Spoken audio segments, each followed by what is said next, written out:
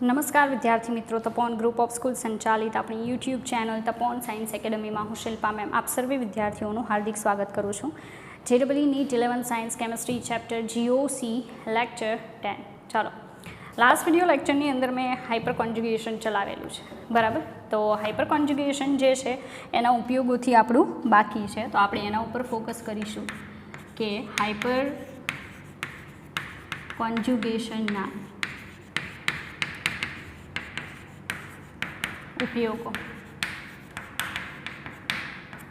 बराबर। Hyper conjugation पहलो उपयोग ये है आल्कीन स्थायीता जे है बराबर ए हाइपर कॉन्जुगेशन कारणे वधी शके। आल्कीन जे है एनी स्टेबिलिटी हाइपर कॉन्जुगेशन कारणे वधी शके, कारण के आल्कीन स्थायीता प्रपोर्शनल टू हाइपर कॉन्जुगेशन संख्या। हाइपर कॉन्जुगेशन संख्या प्रपोर्शनल टू 1/Δh हाइड्रोजीनेशन बराबर। तो आल्कीन जे है ये आल्कीन संयोजन में जेटला हाइपर कॉन्जुगेशन वधारे थशे एटली एनी स्टेबिलिटी वधशे। चलो सेकेंड नंबरनु कार्बोकेटायन स्थायीता। कार्बोकेटायन स्थायीता प्रपोर्शनल टू हाइपर कॉन्जुगेशन संख्या। हाइपर कॉन्जुगेशन संख्या बराबर। चलो तीजा नंबरनु कार्बेन आयन स्थायीता। ओके, कार्बेन आयन स्टेबिलिटी में हाइपर कॉन्जुगेशन कोई इम्पोर्टन्स नहीं एटले मुक्त मूलक सीधो आवशे। मुक्त मूलकनी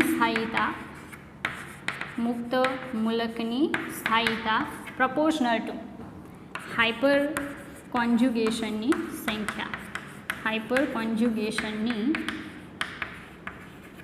संख्या बराबर। अने चौथा नंबरनु हाइपर कॉन्जुगेशन जे है ए जेम वधशे एम हाइड्रोजिनेशन घटशे, एटले के hydrogenation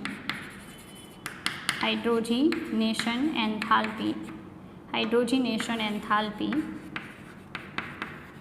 proportional to 1 hyper conjugation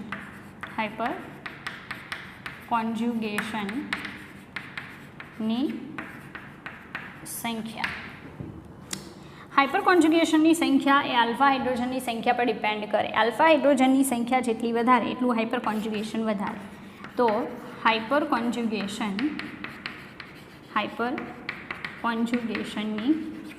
संख्या ए अल्फा हाइड्रोजन परमाणु की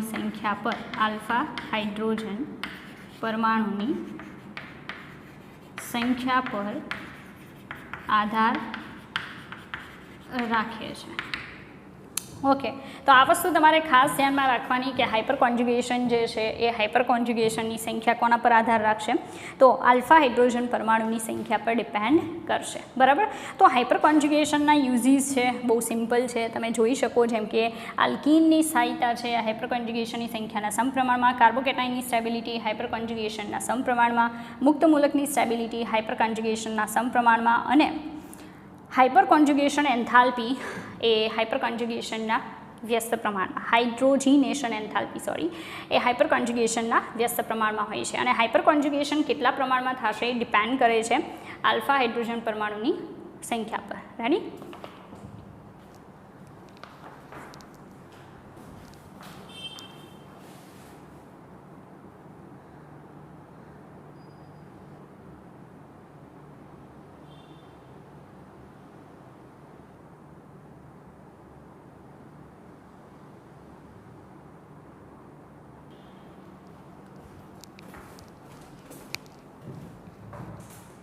चलो त्यार पछी आपणे जोशुं DU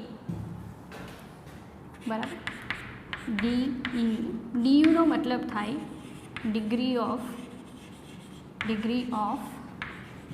अनसेच्युरेशन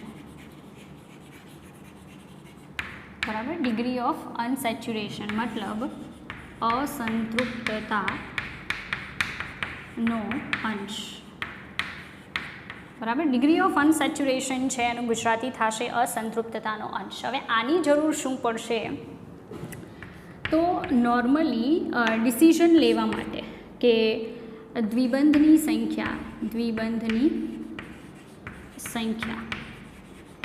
or you can say pi bonds ની સંખ્યા, બરાબર. દ્વિબંધની સંખ્યા કે પાઈબંધની સંખ્યા જાણવા એન્ડ સંયોજનનું બંધારણ જાણવા,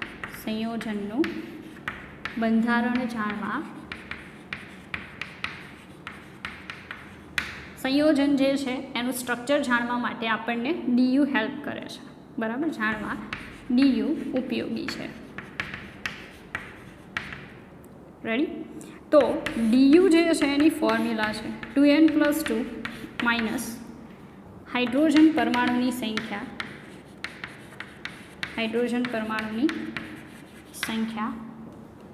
પ્લસ હેલોજન પરમાણુની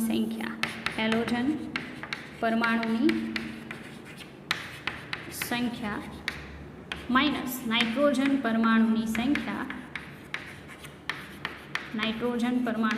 સંખ્યા આખાને ભાગ્યા કેટલા આવશે 2, બરાબર. તો આ ડીયુ છે. અધરવાઇઝ તમે આ યુઝ નથી કરો તો ડીયુ એટલે શું આવશે, રિંગની સંખ્યા પ્લસ પાઈબંધની સંખ્યા. આટલું કરો એટલે તમને ડીયુ મળી જશે, બરાબર છે. ચાલો, માનો કે મારી પાસે બેન્ઝીન રિંગ છે, બરાબર. હવે આ બેન્ઝીન રિંગ જે છે એનો મારે ડીયુ જાણવો છે. હવે આમાં મેં તમને કીધું નહીં કે આ સ્મોલ n બરાબર શું, તો હું અહીંયા કહી દઉં છું. આ સ્મોલ n બરાબર કાર્બનની શું આવશે, સંખ્યા આવશે. રેડી. તો બેન્ઝીન રિંગનો ડીયુ જાણવો હોય તો 2 ગુણ્યા 6 થાય ને, કાર્બનની સંખ્યા ટોટલ કેટલી 6, તો અહીંયા n બરાબર 6 વત્તા 2 થાય માઇનસ હાઇડ્રોજન પરમાણુ તો 6 આવશે, તો 6 હાઇડ્રોજન પરમાણુ, હેલોજન 0 માઇનસ 0. રેડી. આખું જે છે એને ભાગ્યા કેટલા 2. ઓકે. તો 6 દુ 12 પ્લસ 2 એટલે 14 માઇનસ 6 એને ભાગ્યા 2. ચાલો, 14 - 6 એટલે 8, 8 ભાગ્યા 2 એટલે કેટલું આવે 4. તો ડીયુ 4 છે કારણ કે એક રિંગ છે અને 3 પાઈબંધ છે. ટોટલ કેટલા થયા 4. તો ઇક્વેશન ઉપરથી તમે ડીયુ જાણી શકો, અથવા જો ઇક્વેશન ઉપરથી ડીયુ નથી જાણવું તો અહીંયા રિંગની સંખ્યા 1 છે, 1 મૂકો. પાઈબંધની સંખ્યા 3 છે, 3 મૂકો. ટોટલ કેટલા થશે 4. તો ડીયુ તમારો 4 આવશે, બરાબર છે. અન્ય ઉદાહરણો આપણે ડીયુ માટે જોઈએ એના પહેલાં તમે આ લખશો, સમજશો, બરાબર, અને સ્ક્રીનશોટ લેશો. ચાલો વિદ્યાર્થી મિત્રો, આગળ આપણે ડીયુ ડિગ્રી ઓફ અનસેચ્યુરેશન જે છે એને સમજવા માટે અન્ય ઉદાહરણો જોઈએ, બરાબર. ચાલો, એમાં ફર્સ્ટ એક્ઝામ્પલ જે છે એનું ડીયુ ફાઇન્ડ આઉટ કરવું હોય તો ડીયુ ઇઝ ઇક્વલ ટુ, તમે ડાયરેક્ટલી કહી શકો રિંગ તો 0 છે, રિંગની સંખ્યા 0 પ્લસ પાઈબંધ 1, તો એનો ડીયુ કેટલો આવશે 1. હવે આમાં તો તમને સ્ટ્રક્ચર નથી આપેલું એટલે તમારે ઇક્વેશનનો જ યુઝ કરવો પડશે ડીયુ શોધવા માટે. રેડી. તો બીજા નંબરનું જે છે આન્સર નંબર 2 એ આપણે અહીંયા જોઈએ કે du is equal to 2n. n કેટલા છે, કાર્બન કેટલા 6, 6 પ્લસ કેટલા આવશે 2 માઇનસ હાઇડ્રોજનની સંખ્યા કેટલી 6, હેલોજન 0, નાઇટ્રોજન 0, બરાબર. તો અહીંયા આવશે 2. ઓકે. 6 દુ 12 ને 2 14, 14 - 6 ભાગ્યા 2, બરાબર, એટલે 8 ભાગ્યા 2 બરાબર કેટલા આવશે 4. રેડી. તો ડીયુ જે છે એ કેટલું આવશે 4. તો જો આનું સ્ટ્રક્ચર આપણે બનાવીએ ને તો આ સ્ટ્રક્ચર બને. અહીંયા શું આવશે OH, આ ફિનોલ બનશે. ફિનોલ માટે મતલબમાં તમને આ ફોર્મ્યુલા આપેલી છે જેનું ડીયુ કેટલું આવશે 4. એક રિંગ આવશે, 3 પાઈબંધ આવશે જે તમે જોઈ શકો. કાર્બન 6 છે, હાઇડ્રોજન 6, 1 2 3 4 5 and 6. ઓકે. ઓક્સિજન 1. તો ફિનોલ જે છે એના માટે આપણે ડીયુ, મતલબ તમે સમજી શકો કે જો તમને ડીયુ ખબર હોય, બરાબર, તો ફોર્મ્યુલા છે એને તમે પારખી શકતા હોય તો તમે આવા સ્ટ્રક્ચર સુધી પહોંચી શકો. રેડી. ચાલો, આના માટે ડીયુ ફાઇન્ડ કરીએ. ચાલો, આમાં ડીયુ સીધું મળશે સ્ટ્રક્ચર ઉપરથી. રિંગની સંખ્યા 0, પાઈબંધની સંખ્યા 2, તો આનું ડીયુ કેટલું આવશે 2. સીધું મળતું હોય તો ડાયરેક્ટ કામ કરો, અધરવાઇઝ જો ખાલી ફોર્મ્યુલા આપે તો આ સૂત્ર યુઝ કરવું પડશે. આમાં ડીયુ બરાબર રિંગની સંખ્યા 2, પાઈબંધની સંખ્યા 1 2 3 4 5, બરાબર. ડીયુ કેટલું આવશે? 7. રેડી? ચાલો, આમાં આપણે કાર્બનની સંખ્યા n બરાબર કેટલા આપ્યા છે? 6. બરાબર. તો આનું ડીયુ શોધવા માટે શું કરવું પડશે? 2 × 6 + 2. રેડી? માઇનસ હાઇડ્રોજનની સંખ્યા કેટલી છે? 5 વત્તા હેલોજન 1 માઇનસ નાઇટ્રોજન 0 આખાના છેદમાં કેટલા આવશે? 2. બરાબર. તો 6 દુ 12 ને 2 14. 14 માઇનસ કેટલા આવશે? 6 એને ભાગ્યા 2. રેડી? તો 8 ભાગ્યા 2 એટલે આનું ડીયુ પણ કેટલું આવશે? 4. એના ઉપરથી જો એનું સ્ટ્રક્ચર લખવું હોય તો આવું આવશે કે એ બેન્ઝીન રિંગ એટલે 4 ડીયુ થઈ ગયું અને અહીંયા શું આવશે? Cl. તો ક્લોરોબેન્ઝીન જે છે એનું ડીયુ આપણને 4 મળે, ક્લોરોબેન્ઝીન. બરાબર. અને આ જે છે એમાં ડીયુ તો સીધું મળી જશે. ડીયુ બરાબર રિંગની સંખ્યા 1 પાઇબંધ 1 કેટલું ડીયુ આવશે? 2. બરાબર. તો જેની અંદર તમને ખાલી કેમિકલ ફોર્મ્યુલા આપે છે પણ સ્ટ્રક્ચર નથી આપતા, એનું સ્ટ્રક્ચર તમારે શોધવું હોય કે ભાઈ અંદર કેટલી રિંગની સંખ્યા છે, કેટલા પાઇબંધ છે. બરાબર. તો એ તમારે શોધવું હોય તો આ ડીયુના ઇક્વેશનનો યુઝ કરો, એના ઉપરથી એટલીસ્ટ ખ્યાલ આવશે. એકાદી રિંગ હોઈ શકે, આપણે ફોર્મ્યુલા જોઈએ એટલે સીધો આપણને ખ્યાલ આવે. એકાદી રિંગ હોઈ શકે, પાઇબંધ હોઈ શકે. બરાબર છે. તો આ રીતે ડીયુ જે છે એ ડીયુ ઇમ્પોર્ટન્ટ છે, ડિગ્રી ઓફ અનસેચ્યુરેશન. રેડી?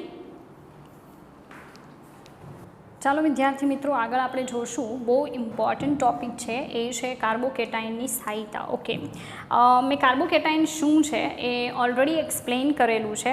નાઉ અત્યારે આપણે જોઈએ છે કે કાર્બોકેટાઇન જે છે એની સ્ટેબિલિટી કોના પર ડિપેન્ડ કરશે. એક્ઝામની અંદર તમને અલગ અલગ ટાઈપના કમ્પાઉન્ડ્સ લાઈક અહીંયા મેં લખેલા છે. બરાબર. એવા કાર્બોકેટાઇન કન્ટેનિંગ કમ્પાઉન્ડ્સ જે છે એ તમને આપી દેશે અને પછી કહેશે કે આને પ્રોપર ક્રમમાં ગોઠવો. ઓકે, તો કાર્બોકેટાઇનની સ્થાયીતા ડિસાઇડ કરવા માટે જે અસર કરતા પરિબળો છે, અસર કરતા પરિબળો ને ધ્યાનમાં લેવાનો ક્રમ, ધ્યાનમાં લેવાનો ક્રમ, જે પણ અસર કરતા પરિબળો છે એ પરિબળોને ધ્યાનમાં લેવાનો જે ક્રમ છે, બરાબર છે, એ ક્રમ અત્યારે આપણે જોવાના છીએ. તમારે એ ક્રમને ફોલો કરવો પડશે. બરાબર. તો અને તો જ તમે કાર્બોકેટાઇન જે છે એની સ્ટેબિલિટી જે છે એના સુધી પહોંચી શકશો. Okay, first of all +m અસર ચેક કરવી. કઈ અસર ચેક કરવાની? +m અસર. સૌથી વધારે સ્ટેબિલિટી ડિસાઇડ કરવામાં ફાળો મેસોમેરિક અસરનો છે. ઓકે, ત્યાર પછી સેકન્ડ નંબરનું તમારે જોવાનું કે એમાં સંસ્પંદન શક્ય છે કે નહીં. સંસ્પંદન અસર. બરાબર. સંસ્પંદન અસર મતલબ એમાં સંસ્પંદન થાય છે કે નહીં એ ચેક કરવાનું. ત્યાર પછી હાઇપર કોન્જ્યુગેશન ચેક કરો. Hyper conjugation. અને સૌથી લાસ્ટમાં +I અસર ચેક કરો. માનો કે સાંભળજો, માનો કે +m અસરની હેલ્પથી તમે બધાને ક્રમમાં ગોઠવવા માટે એબલ છો, તો પાછળના છે એને ધ્યાનમાં લેવાની કોઈ જરૂર નથી. પણ એવું નહીં બને. તમને 4 કમ્પાઉન્ડ આપીને પછી કહેશે કે આને કાર્બોકેટાઇનની સ્ટેબિલિટીના યોગ્ય ક્રમમાં ગોઠવો. સાંભળજો, ત્યારે પહેલાં 2 કમ્પાઉન્ડ એવા હશે અંદર 4 પૈકીના કોઈ પણ 2 કે જેને તમે +m ઇફેક્ટના બેઝ ઉપર ક્રમમાં ગોઠવી શકશો. પણ હજી બાકી રહી ગયા બીજા 2. બરાબર. તો એમાં સંસ્પંદન, હાઇપર કોન્જ્યુગેશન ઓર +I અસરના બેઝ ઉપર એને તમે સિરીઝમાં ગોઠવી શકો.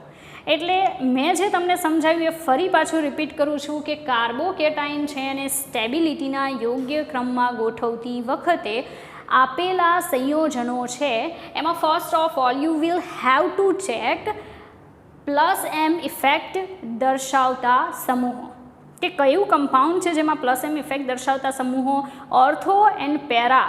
યાદ છે ને, મેસોમેરિક અસર ખાલી ઓર્થો અને પેરા સ્થાનમાં જોવા મળે. ઓર્થો કે પેરા સ્થાનમાં છે કે નહીં. સેકન્ડ, રેઝોનેટિંગ ઇફેક્ટ, કે આપેલા કમ્પાઉન્ડ્સ છે એ સંસ્પંદન દર્શાવે છે કે નહીં, એના બેઝ ઉપર ગોઠવો.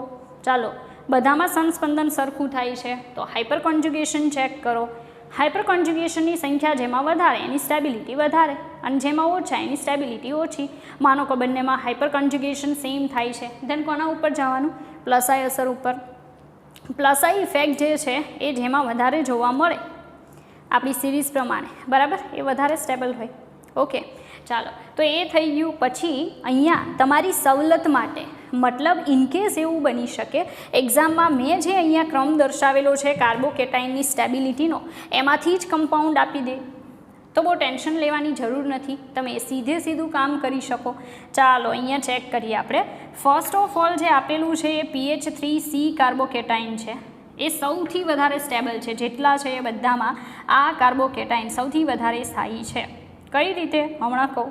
પછી PH2CH, ત્યાર પછી PHCHR. ચાલો આ 3 જે છે એને આપણે લઈએ તો પહેલા નંબરનું જે છે એમાં આ રીતે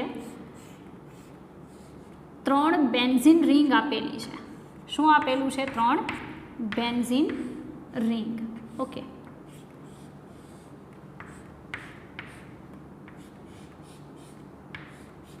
રેડી? ઓકે, અને અહીંયા પ્લસ ચાર્જ. બરાબર.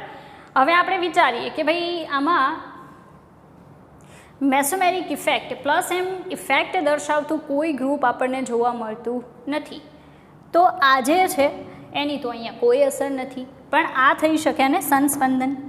તો અહીંયા કેટલા રેઝોનન્સ થાય ચેક કરો. ચાલો, જો આ બોન્ડને હું અહીંયા ટ્રાન્સફર કરું, બરાબર, તો પ્લસ ચાર્જ અહીંયા આવશે. મતલબ ચાલો આખું જ કહી દઉં, આ કાર્બન અહીંયા કયા બોન્ડ આવી ગયા? Double bond. ઓકે, અહીંયા પ્લસ ચાર્જ આવ્યો, આ બોન્ડ અહીંયા. આ બોન્ડને અહીંયા ટ્રાન્સફર કરું. આ બેન્ઝીન રિંગ તો એઝ ઇટ ઇઝ છે, જે પણ છે. ઓકે ઓકે, ચાલો અહીંયા પણ as it is benzene ring છે. રેડી?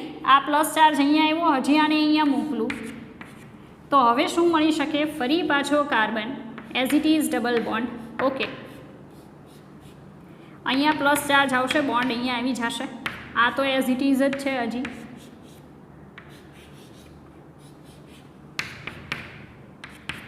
રેડી? હવે આ બોન્ડને હું અહીંયા ટ્રાન્સફર કરું, બરાબર, તો કાર્બન ડબલ બોન્ડ. રેડી? અહીંયા બોન્ડ છે, અહીંયા બોન્ડ છે, પ્લસ ચાર્જ અહીંયા આવશે, થશે. અહીંયા પણ બેન્ઝીન રિંગ થયું. હવે પાછું હું શું કરું? આ બોન્ડને પાછું અહીંયા આપી દઉં તો પાછો ચાર્જ અહીંયા આવી જશે. તો આવું સ્ટ્રક્ચર મળશે તમને. કાર્બન સિંગલ બોન્ડ આવી જશે, ફરી પાછો હતું એનું સ્ટ્રક્ચર આવી ગયું. પ્લસ ચાર્જ બોન્ડ જે છે એની જગ્યા ખાલી બદલાશે.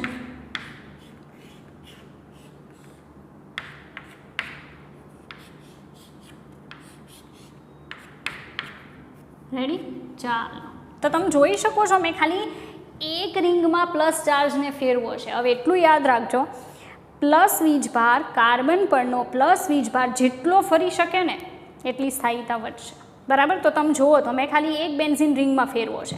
હવે હું શું કરું? આ બોન્ડને અહીંયા લાવું તો બીજી બેન્ઝીન રિંગમાં પાછો ચાર્જ ફરશે.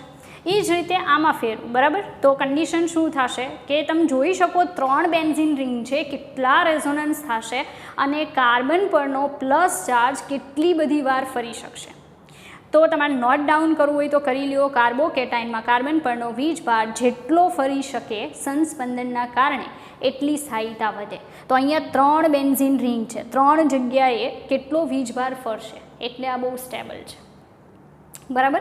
અને આ સિરીઝની અંદર એને પહેલા નંબર ઉપર રાખવાનું રીઝન પણ આ જ છે, કારણ કે મેસોમેરિક અસર તો જોવા નહીં મળે, પણ આ તો જોવા મળશે ને, અને એ હાઈ લેવલની જોવા મળે, કારણ કે બેન્ઝીન રિંગની અંદર પ્લસ વીજભાર કેટલો ફરી શકે છે.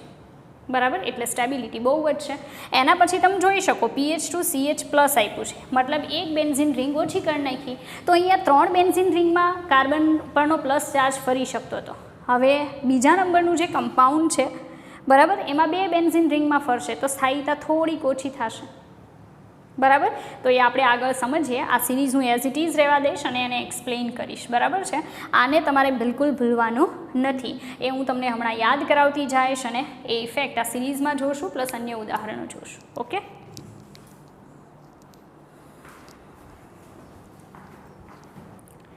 ચાલો, as usual as it is આપણે આગળ વધીએ.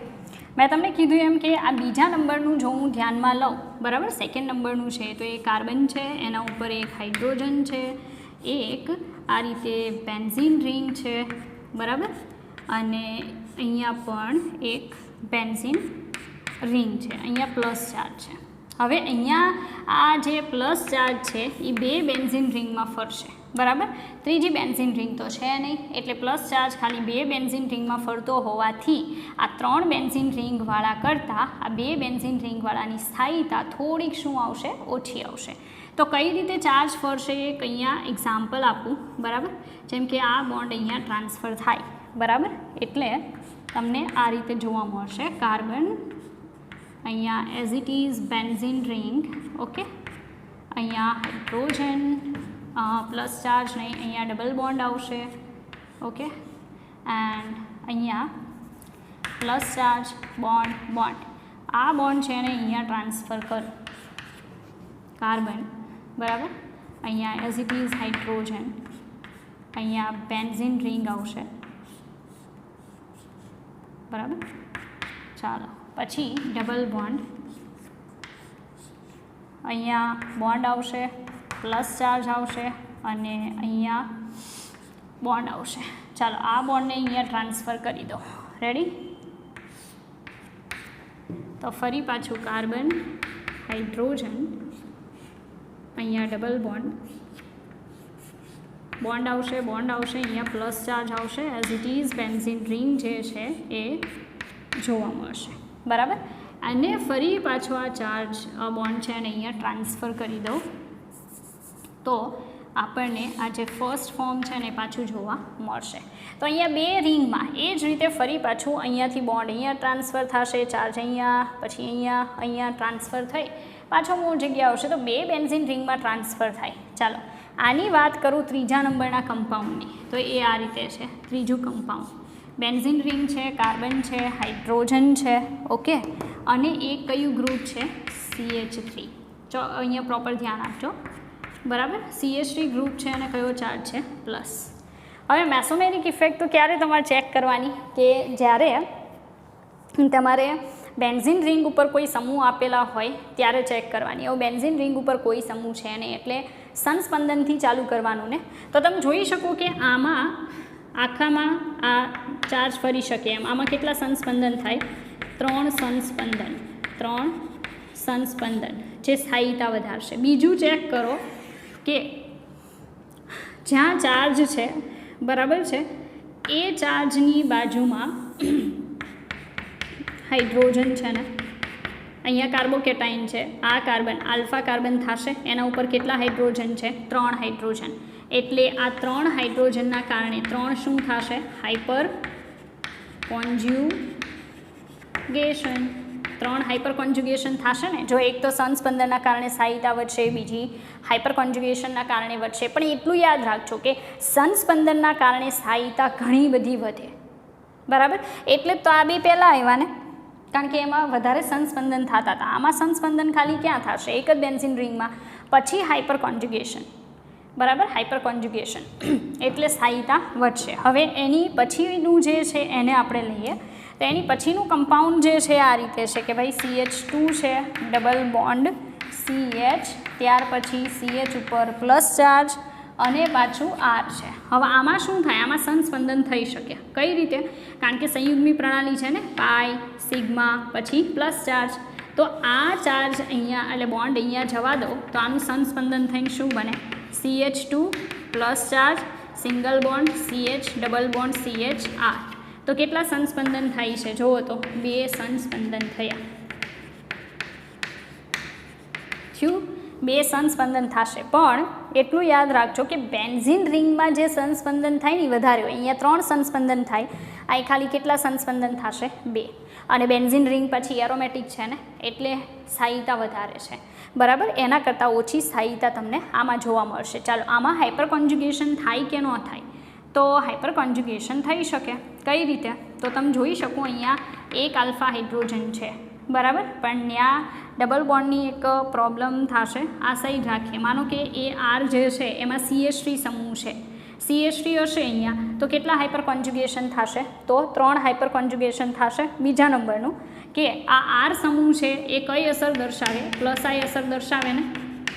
R સમૂહ કઈ અસર દર્શાવે? પ્લસ I અસર દર્શાવે. તો બે સંસ્પંદન થશે, પ્લસ આઈ અસર જોવા મળશે, હાઇપર કોન્જ્યુગેશન પણ પોસિબલ છે, એટલા માટે એની સ્થાયીતા કેવી છે? વધારે. પણ એ એરોમેટિક છે નહીં, આ એરોમેટિક નથી, આ એરોમેટિક રિંગ ધરાવે છે, એટલે આ વધારે સ્થાયી છે, એના કરતાં થોડુંક ઓછું સ્થાયી છે. રેડી? અહીંયા આપણે આ લઈએ જે એના પછી આપેલું છે, આની સ્ટેબિલિટી તો આપણે જોઈ, બે સંસ્પંદન, હાઇપર કોન્જ્યુગેશન થાય, પ્લસ આઈ અસર છે, એટલે વધારે સ્થાયી. આની વાત કરીએ. આ ચાલો એ આમ લખાય, CH3 કાર્બન, CH3 પ્લસ. બરાબર? ચાલો આમાં સંસ્પંદન થાય પહેલાં તો નહીં, મેસોમેરિક અસર નહીં, પણ બાકીના બે છે ને એક હાઇપર કોન્જ્યુગેશન ચેક કરીએ. ચાલો હાઇપર કોન્જ્યુગેશન ચેક કરવું હોય તો શું કરવું પડે? આલ્ફા હાઇડ્રોજન જુઓ, આલ્ફા કાર્બન જુઓ. આલ્ફા કાર્બન કેટલા? 3. આલ્ફા હાઇડ્રોજન કેટલા? 9 આલ્ફા હાઇડ્રોજન છે. તો કેટલા હાઇપર કોન્જ્યુગેશન થાય? 9 hyper conjugation. Hyper conjugation 9 hyper conjugation થશે. બરાબર છે? અને એ 9 હાઇપર કોન્જ્યુગેશન જે છે એના કારણે એની સ્થાયીતા વધશે. ઉપરાંત આ જે સમૂહ છે એ પ્લસ આઈ અસર બતાવે, આ સમૂહ પ્લસ આઈ અસર બતાવે, આ સમૂહ પ્લસ આઈ અસર બતાવે. તો પ્લસ આઈ અસર દર્શાવતા 3 સમૂહ છે. અસર દર્શાવતા કેટલા? 3 સમૂહો છે, એટલે એની સ્થાયીતા વધારે છે. પણ આમાં જે સંસ્પંદન થાય છે એ સંસ્પંદન આમાં થતું નથી. એટલે તો તમને ક્રમ કીધો, મેસોમેરિકવાળાને પહેલા નંબર પર રાખો, સંસ્પંદનવાળાને બીજા પર રાખો, હાઇપર કોન્જ્યુગેશનવાળાને ત્રીજા પર રાખો, અને ચોથા પર આઈવાળાને. બરાબર? જો મેસોમેરિક અસર દર્શાવતું કંઈક હોય તો એને પહેલા નંબરે રાખવું પડે. અહીંયા તમને શું જોવા મળશે કે એક સંયોજન એક કરતાં વધારે વસ્તુ દર્શાવતું હોય, જેમ કે એમાં સંસ્પંદન થતું હોય, હાઇપર કોન્જ્યુગેશન થતું હોય, આઈ અસર જોવા મળતી હોય. ઘણામાં ખાલી આ સંસ્પંદન ના થતું હોય, હાઇપર કોન્જ્યુગેશન હોય, આઈ અસર હોય. તો જેમાં 3 વસ્તુ જોવા મળે, જેમ કે સંસ્પંદન થાય, હાઇપર કોન્જ્યુગેશન થાય, તો તમે વિચારો તો મારા 3 થતું હોય એને પહેલાં રાખવાનું કે ખાલી આ 2 થતું હોય એને પહેલાં રાખવાનું? તો સીધી વાત છે કે જેમાં 3 વસ્તુ થતી હોય, જે કાર્બોકેટાઇનને શું બનાવે? સ્ટેબલ બનાવે. બરાબર ને? આપણે જોઈ ગયા કાર્બોકેટાઇનને સ્થાયી બનાવતા પરિબળોમાં પહેલું મેસોમેરિક અસર, બીજું સંસ્પંદન, ત્રીજું શું આવશે? હાઇપર કોન્જ્યુગેશન, લાસ્ટ આઈ ઇફેક્ટ. આ ચારેય જોવા મળતું હોય તે કેટલી હદે સ્ટેબલ હોય.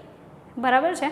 અહીંયા 3 વસ્તુ જોવા મળે, એટલે આ વધારે સ્થાયી છે એની કરતાં ઓછું સ્થાયી, કારણ કે આમાં 2 જ વસ્તુ જોવા મળે છે. બરાબર? તો મારા ખ્યાલથી તમને લોકોને આ સિરીઝમાં કઈ રીતે ગોઠવણી કરી છે એનો ખ્યાલ આવી ગયો હશે. તો હવે તમારે શું કરવાનું છે? બને તો આ સિરીઝને યાદ રાખવાની છે.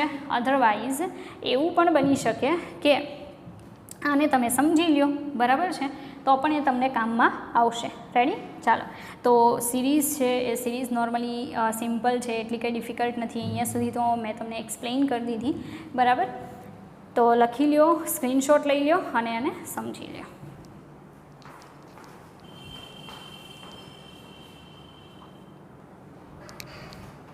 ચલો વિદ્યાર્થી મિત્રો, આપણે કેટલાક ઉદાહરણો જોઈશું કે જેની અંદર કાર્બોકેટાઇન જે છે એની સ્ટેબિલિટી આપણે જોવાની છે. ચાલો, પહેલું ઉદાહરણ જે છે, બરાબર, એ પહેલાં ઉદાહરણમાં આપણને 4 કમ્પાઉન્ડ આપેલા છે કે જેની અંદર આપણે કાર્બોકેટાઇનની સ્થાયીતા જોવાની છે. કાર્બોકેટાઇનની સ્થાયીતા નક્કી કરવા માટે પહેલાં પ્લસ એમ અસર દર્શાવતા સમૂહ જુઓ, ત્યાર પછી સંસ્પંદન થાય છે કે નહીં એને અગ્રિમતા આપો, ત્યાર પછી હાઇપર કોન્જ્યુગેશન અને લાસ્ટમાં પ્લસ આઈ અસર. બરાબર? ચાલો જુઓ.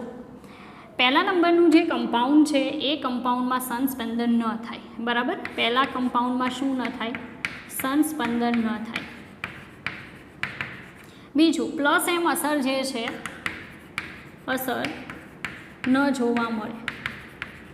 બરાબર? તો સંસ્પંદન આ બંને કેન્સલ થઈ ગયા. હાઇપર કોન્જ્યુગેશન, તો તમે જોઈ શકો કે અહીંયા કેટલા આલ્ફા હાઇડ્રોજન છે? 3 આલ્ફા હાઇડ્રોજન છે. અહીંયા પણ કેટલા આલ્ફા હાઇડ્રોજન છે? તો 3 આલ્ફા હાઇડ્રોજન છે. એટલે કેટલા? 6 હાઇપર કોન્જ્યુગેશન થાય. 6 હાઇપર કોન્જ્યુગેશન. બીજા નંબરનું કે આ જે 2 સમૂહ છે CH3 એ કઈ અસર દર્શાવે છે?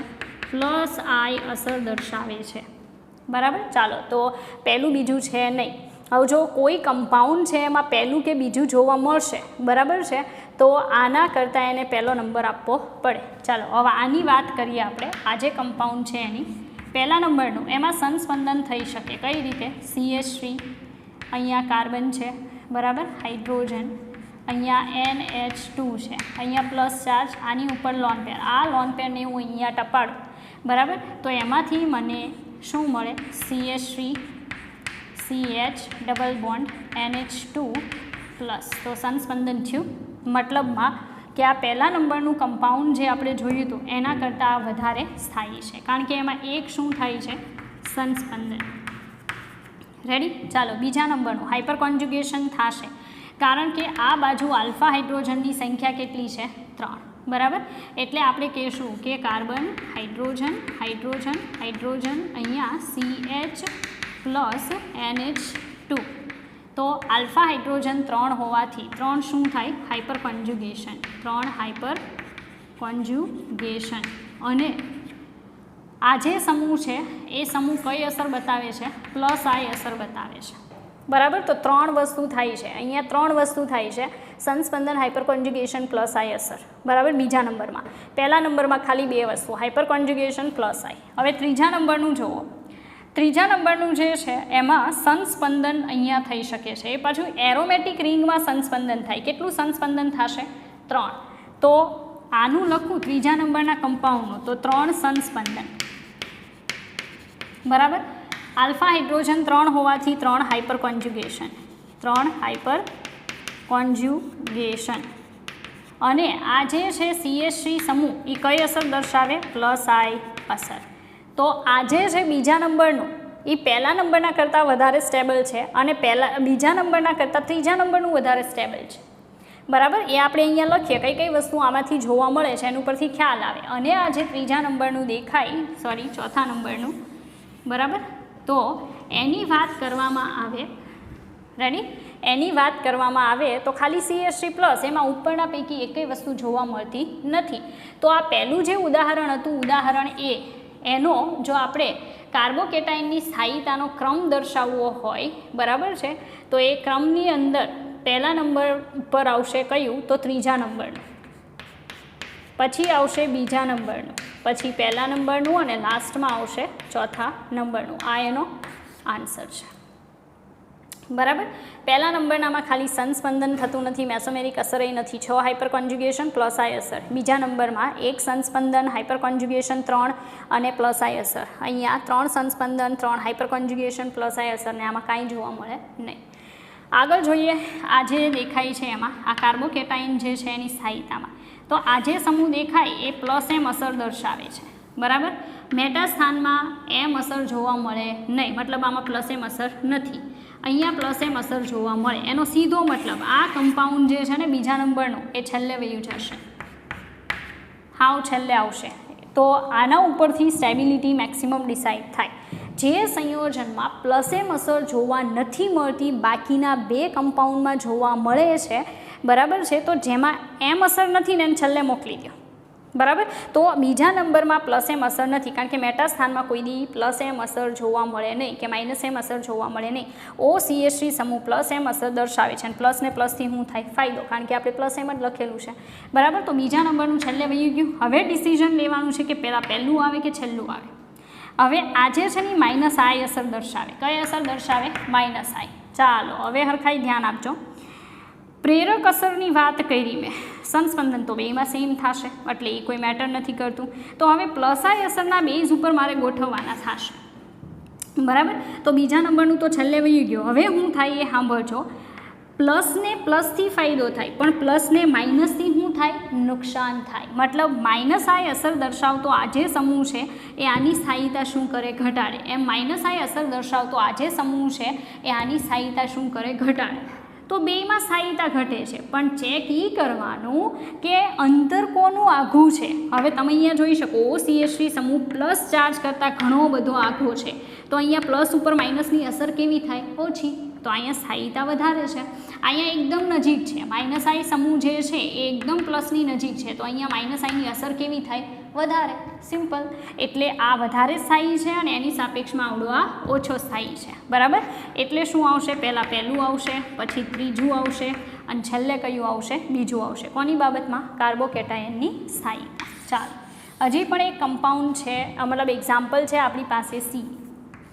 ચાલો એમાં તમે જોઈ શકો કે ક્યાંય સંસ્પંદન થશે નહીં, પ્લસ એમ અસર કે માઇનસ એમ અસર પણ જોવા મળશે નહીં, કેમ કે બેન્ઝીન રિંગ નથી. બરાબર, તો બે વસ્તુ તો નીકળી ગઈ. હવે કોના પર જવાનું? Hyper conjugation. હાઇપર કોન્જ્યુગેશન માટે શું જોવાનું કે જ્યાં પ્લસ ચાર્જ દેખાય એની બાજુનો જે કાર્બન હોય ને એને આલ્ફા કાર્બન કહેવાય. તો અહીંયા આલ્ફા આલ્ફા, બરાબર, આમાં આ આલ્ફા આવશે, આમાં આ આલ્ફા, આ આલ્ફા આલ્ફા, બરાબર. તો આમાં તો ખાલી હાઇપર કોન્જ્યુગેશનના બેઝ ઉપર જ ડિસિઝન આવશે. જેટલું હાઇપર કોન્જ્યુગેશન વધારે એટલી કાર્બોકેટાઇનની સ્ટેબિલિટી વધારે. સિમ્પલ. ચાલો તો અહીંયા આપણે જોઈએ કે આ કાર્બન ઉપર હાઇડ્રોજન કેટલા? 1. તો અહીંયા હાઇપર કોન્જ્યુગેશન કેટલું થાય? 1. હાઇપર કોન્જ્યુગેશન 1, કારણ કે અહીંયા હાઇડ્રોજન છે નહીં. બરાબર છે, અહીંયા હાઇડ્રોજન નથી, અહીંયા ફક્ત એક જ હાઇડ્રોજન છે, એટલે એક જ હાઇપર કોન્જ્યુગેશન થાય. અહીંયા તમે જોઈ શકો અહીંયા કોઈ હાઇડ્રોજન નથી, પણ આ આલ્ફા કાર્બન ઉપર કેટલા હાઇડ્રોજન છે? 2. તો આના માટે હાઇપર કોન્જ્યુગેશન 2. હાઇપર કોન્જ્યુગેશન કેટલા આવશે? 2. અહીંયા આપણે ચેક કરીએ તો અહીંયા કયું ગ્રુપ હોય? CH3. ચાલો 3 હાઇડ્રોજન છે, અહીંયા કાંઈ નથી. અહીં કેટલા હાઇડ્રોજન હોય? 2. ચાલો તો હાઇપર કોન્જ્યુગેશન ટોટલ કેટલા થશે? 1 2 3 4 ને 5. Hyper conjugation 5. હાઇપર કોન્જ્યુગેશન 5 થશે. બરાબર, તો તમે સમજી શકો કે આ 3 સંયોજનોમાં આ જો 1 નંબરનું હોય, આ બીજા નંબરનું હોય અને આ ત્રીજા નંબરનું હોય, તો સ્થાયીતા ત્રીજા નંબરની સૌથી વધારે, પછી બીજા નંબરની ને પછી પહેલા નંબરની. તો કાર્બોકેટાઇનની સ્થાયીતા નક્કી કરવા માટે આ જે દેખાય ને એ બહુ એટલે બહુ જ અગત્યનું છે. પ્લસ એમ અસર કોઈકમાં જોવા મળે, ખાસ કરીને બેન્ઝીન રિંગવાળા કમ્પાઉન્ડમાં.